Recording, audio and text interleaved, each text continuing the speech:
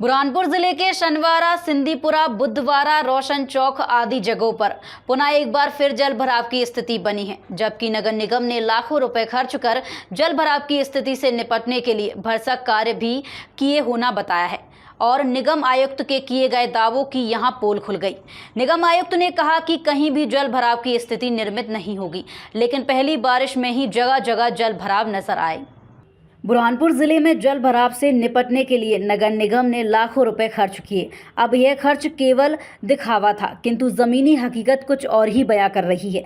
जिन दावों के लिए यह खर्च किया गया उसकी यहां पोल खुल गई। जब इस संबंध में निगम आयुक्त संदीप श्रीवास्तव से चर्चा की तो उन्होंने कहा कि कहीं भी जल भराव की स्थिति निर्मित नहीं हो सकती, लेकिन तस्वीरें स्वयं बयां कर रही हैं कि जगह जगह जल भराव की स्थिति निर्मित है।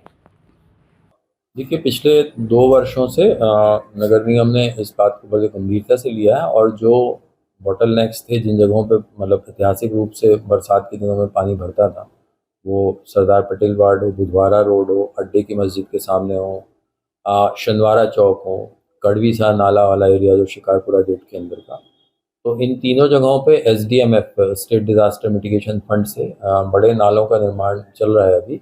और जो पानी के चैनलाइजेशन का काम है वो तो ऑलमोस्ट पूरा हो गया और अभी चैम्बर और उस पर कवर्स वगैरह बनाने का काम चल रहा है।